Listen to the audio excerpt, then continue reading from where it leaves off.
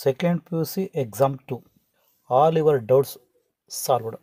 Sir, if I write 2 attempts and I get more marks, will it be considered for final KCT ranking or first only?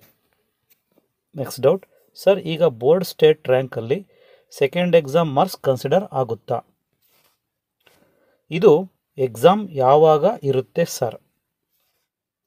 Sir, second attempt ಬರೆದಾಗ in case ಅದರಲ್ಲೂ ಕಡಿಮೆ ಬಂದರೆ first exam marks ಹಾಕೋತಾರ ಇಲ್ಲ second exam ಮಾರ್ಕ್ಸಾ? Sir, KCTಯಲ್ಲಿ ಯಾವ exam marks ತಗೋತಾರೆ? ಸರ್, ಸೆಕೆಂಡ್ ಎಕ್ಸಾಮ್ಗೆ ಅಪ್ಲಿಕೇಶನ್ ಎಲ್ಲಿ ಯಾವಾಗ ಹಾಕಬೇಕು ಸರ್? Please reply. ಎಕ್ಸಾಮ್ನಲ್ಲಿ ಸಬ್ಜೆಕ್ಟ್ ನೇಮ್ ಹಾಗೆ ಸಬ್ಜೆಕ್ಟ್ ಕೋಡ್ ಬರೆದಿಲ್ಲ ಅಂದರೆ ಪ್ರಾಬ್ಲಮ್ ಆಗುತ್ತಾ? ಇಂಪ್ರೂವ್ಮೆಂಟ್ ಎಕ್ಸಾಮ್ ಯಾವಾಗ ಇರ್ತವೆ ಸರ್? ಸರ್, ಸೆಕೆಂಡ್ ಎಕ್ಸಾಮ್ಗೆ ಅಪ್ಲಿಕೇಶನ್ ಎಲ್ಲಿ ಯಾವಾಗ ಹಾಕಬೇಕು ಸರ್? ಭಾಳಷ್ಟು ವಿದ್ಯಾರ್ಥಿಗಳು ಸೆಕೆಂಡ್ PUC ಎಕ್ಸಾಮ್ಸ್ 2 ಬಗ್ಗೆ ತುಂಬ ಡೌಟ್ಸ್ಗಳನ್ನ ಕೇಳಿದ್ದೀರ. ಆ ಡೌಟ್ಸ್ಗಳಿಗೆ ಈಗಿನ ವಿಡಿಯೋದಲ್ಲಿ ಸೊಲ್ಯೂಷನ್ಸ್ ಕೊಡ್ತಾ ಇದ್ದೀವಿ. Yes, we shall start.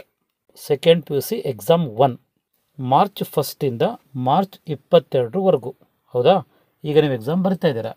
ಇದಾದಮೇಲೆ ಸೆಕೆಂಡ್ PUC ಎಕ್ಸಾಮ್ 2 ಸ್ಟಾರ್ಟ್ ಆಗ್ತಾ ಇರೋದು ಏಪ್ರಿಲ್ 29 ಮೇ 16 ಏಪ್ರಿಲ್ 29 ಮೇ 16 ಇದಾದಮೇಲೆ ಆ second PUC second exam result May 21 at 3 PM ಅಂತ ಹೇಳಿದ್ದಾರೆ. ಬಟ್ ಅದು ಸ್ವಲ್ಪ ಡಿಲೇ ಆಗುತ್ತೆ, ಸ್ವಲ್ಪ ಲಿಟ್ಲ್ ಬಿಟ್ ಡಿಲೇ ಅಂತೂ ಆಗುತ್ತೆ. ರಿಸಲ್ಟ್ ಅಂತೂ ಬರುತ್ತೆ ಸೆಕೆಂಡ್ ಎಕ್ಸಾಮ್.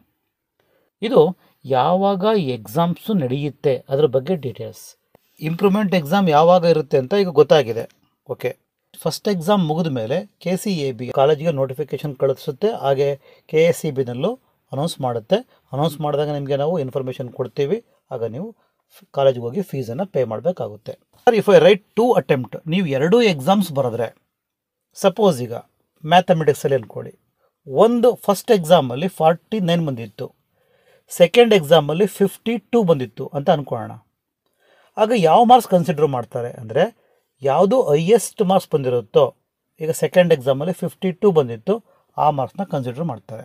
ಸಪೋಸ್ ಇನ್ನು ಕೆಲವು ವಿದ್ಯಾರ್ಥಿಗಳು ಕೇಳ್ತಾ ಇರೋದು ಏನಂದರೆ, ಸರ್ ಈಗ ಫಸ್ಟ್ ಎಕ್ಸಾಮ್ ಬರಿತೀವಿ 49 ಬಂದಿತ್ತು, ಸೆಕೆಂಡ್ ಎಕ್ಸಾಮ್ ಬರೋದು 40 ಬಂತು, ಅವಾಗ ಯಾವ್ದು ಕನ್ಸಿಡರ್ ಮಾಡ್ತಾರೆ?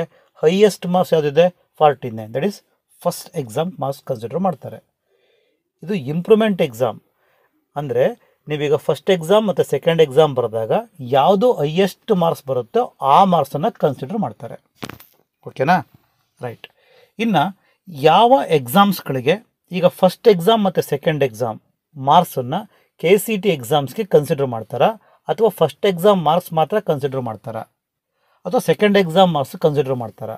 ಆ ಟಾಪಿಕ್ ಬಗ್ಗೆ ಹೇಳೋದಾದರೆ, ಲಾಸ್ಟ್ ಇಯರ್ ಏನಾಗಿತ್ತು ಅಂದರೆ, ಫಸ್ಟ್ ಎಕ್ಸಾಮ್ ಹಾಗೆ ಸೆಕೆಂಡ್ ಎಕ್ಸಾಮ್ ಆಗೋವರೆಗೂ KCT ರ್ಯಾಂಕಿಂಗನ್ನ ಕೊಟ್ಟೇ ಇರಲಿಲ್ಲ, ಅನೌನ್ಸ್ಮೆಂಟೇ ಮಾಡಿರಲಿಲ್ಲ. ಸೆಕೆಂಡ್ ಎಕ್ಸಾಮ್ ಆದಮೇಲೆ KCT ಎಕ್ಸಾಮ್ ರಿಸಲ್ಟನ್ನು ಅನೌನ್ಸ್ ಮಾಡಿತ್ತು KEA.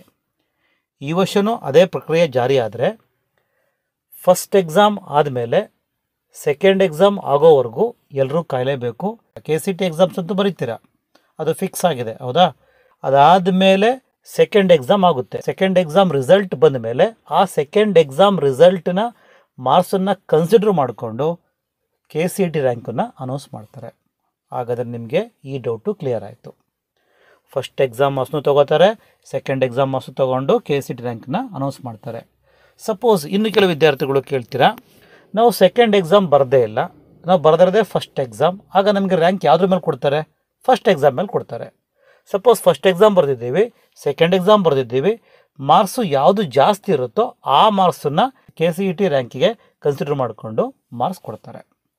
PU ಬೋರ್ಡಿಂದ 50%, KCT ಎಕ್ಸಾಮ್ಸಿಂದ 50% ತೊಗೊಂಡು PCMಗೆ ಮತ್ತು PCBಗೆ ರ್ಯಾಂಕನ್ನು ಅನೌನ್ಸ್ ಮಾಡ್ತಾರೆ. ಇದು ನಿಮ್ಮ ಸೆಕೆಂಡ್ PUC ಸೆಕೆಂಡ್ ಎಕ್ಸಾಮ್ಸ್ ಬಗ್ಗೆ ಇದ್ದ ಡೌಟ್ಸ್ಗಳಿಗೆ ಸೊಲ್ಯೂಷನ್. ಇನ್ನೂ ಏನಾದರೂ ಡೌಟ್ಸ್ಗಳಿದ್ರೆ ಕಾಮೆಂಟ್ಸ್ ಮಾಡಿ.